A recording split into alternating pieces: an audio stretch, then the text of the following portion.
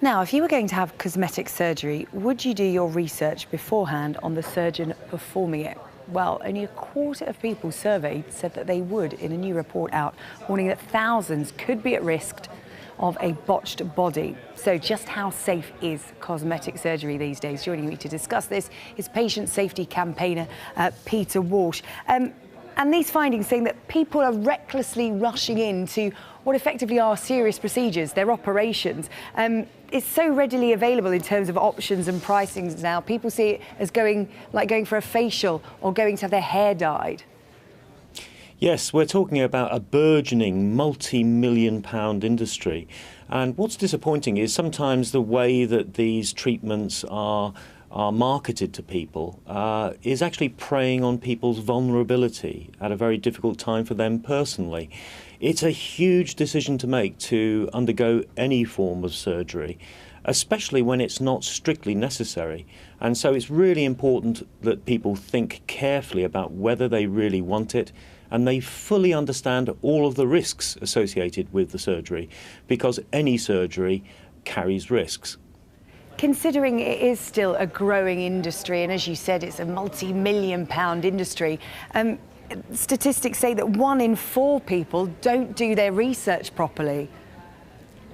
Yeah, that's true. And we've had people come to my charity who've suffered as a result of substandard cosmetic surgery and other cosmetic treatments. It can be life-changing, devastating for people.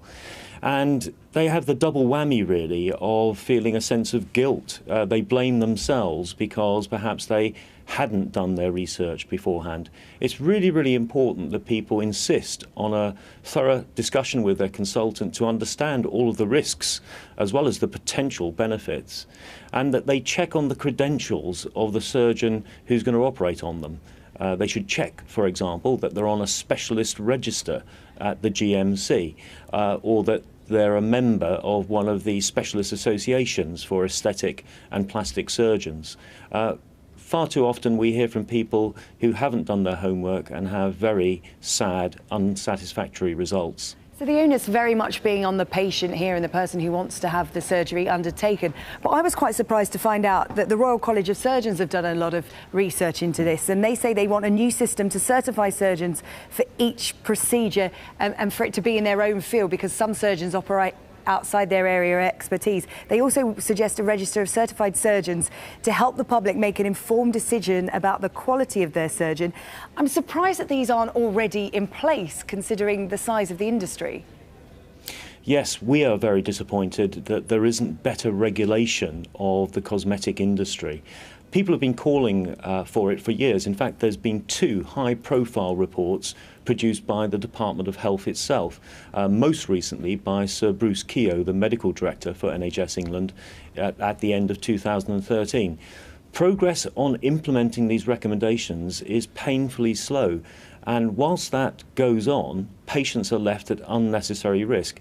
For example, it shouldn't be possible for providers of cosmetic surgery to market, to advertise their procedures, offering cash inducements, 2-for-1 deals, etc., or in ways that trivialise what is a really important decision for the individual. There needs to be tougher checkups on the providers of health service to make sure that they're getting proper informed consent from patients before they treat them.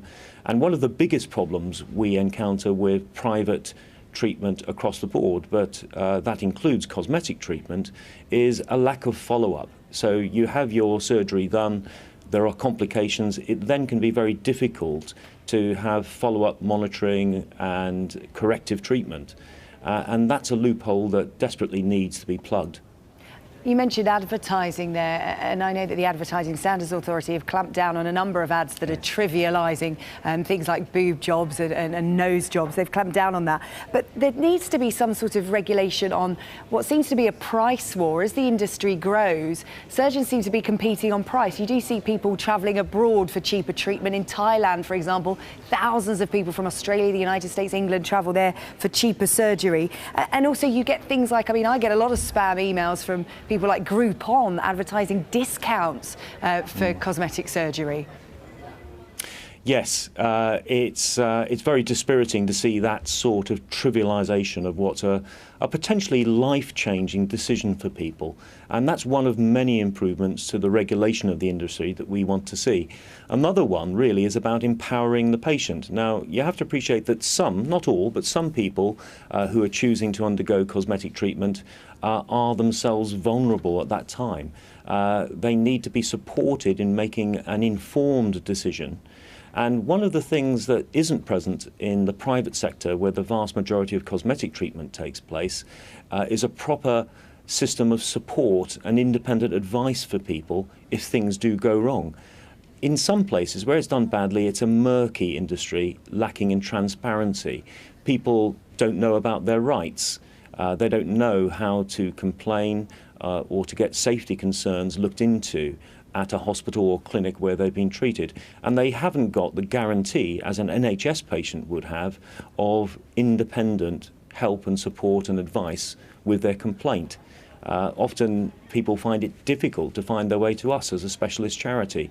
So all of this needs to be addressed, and if we empowered the patient, that's one part of the jigsaw, but you also need rigorous regulation of the industry itself. OK, Peter, I just want to bring in Sarah Burge, who's a multiple-time plastic surgery patient, so he's well placed to speak about this from a patient's point of view. Sarah, how much research did you do before undertaking your cosmetic surgery? Good morning to you. Firstly, I think we need to take a step back from all this. I mean, what's actually trending now is that people are using their face and their bodies as sort of a fashion statement.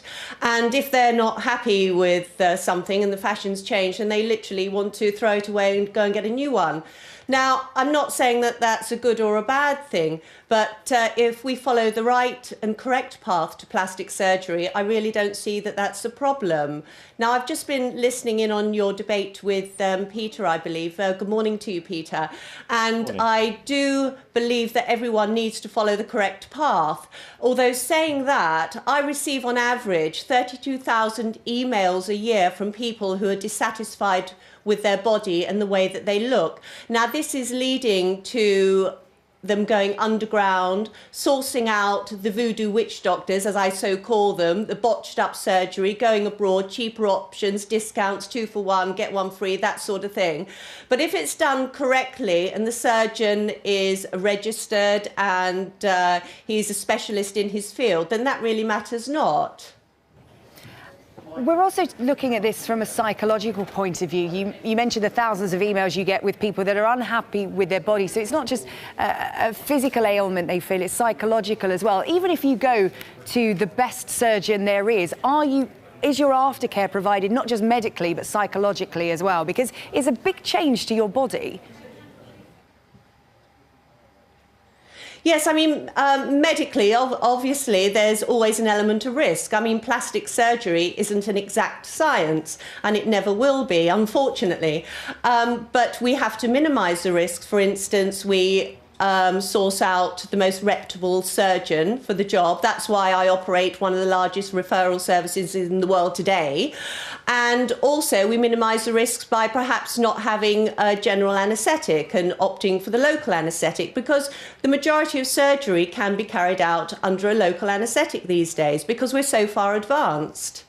So future patients are coming to people like you for advice. How disappointed are you that there isn't some kind of official body, official register somewhere patients can go to get official sanction for who they're going to see? Oh, we seem to have lost Sarah there. We'll come back to her when we've got better communications with her. But Peter, just want to come back to you. What would your advice be to people who, regardless of the risks, want cosmetic surgery and are going to go ahead with the procedure? Where should they start doing their research? Well, they should make sure that the provider they're speaking to gives them the full information, both about the risks as well as the potential benefits. All too often what we see touted is the potential good outcomes from cosmetic surgery, and there are good outcomes, but every surgery carries with it risk, and that needs to be fully explained to people. We'd recommend that they take a family member or a friend along to them with the consultation. Most importantly, they check on the credentials, both of the institution, the clinic or the hospital where they're going to be treated, and also of the individual surgeon. Are they on a specialist register for the kind of procedure that they're proposing undertaken? Have they done a lot of these procedures? How many do they do in a year? What's their success rate? Another check people can make is whether they're a member of one of the two specialist associations for plastic and aesthetic surgeons.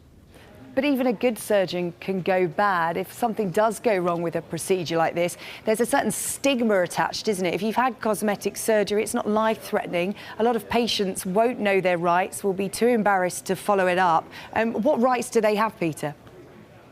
Well, they have a right to make a complaint, for example. All these organisations should be regulated by the Care Quality Commission and are required to have a complaints procedure. But private patients, unfortunately, don't have the full rights that an NHS patient would have. For example, there's no final independent arbitration in the sense of an ombudsman, which any of us who are NHS patients would have. And people aren't as routinely told about places they can get independent advice and support, such as My Charity. Now, that's where the regulators could be more robust in insisting that people get information to inform their decision whether or not to have the surgery in the first place, so that they know about the risks and they have a cooling off period before they actually undertake the surgery. But also, when things go wrong, there needs to be a proper system of redress, and people need to be given details of where they get advice and information about their rights. OK, Peter, I'll leave the final word to Sarah. Sarah, you've had a number of procedures done and you're happy with the work you've had done. You've been very lucky with the treatment you've had. What would your advice be to anyone sitting at home thinking about having cosmetic surgery? Well, I mean, plastic surgery actually saved my life, because if I didn't have plastic surgery many years ago, when I was beaten to a pulp and my face was rearranged for me, I would have either became a crazed alcoholic, or I would have topped myself. And this is many of the letters I receive with this content in, that because they can't get the plastic surgery that they need because they can't afford it and the NHS won't supply it to them, they're actually having suicidal thoughts. Now, as much as I agree with what Peter's saying, a lot of people are in so much of a hurry and so desperate. I mean, we're really talking going to desperate measures to source out any way and means of having the surgery that they think that they need. OK, Sarah Burge, Peter Walsh, thank you for talking to us here on Sky News this morning. Thank you.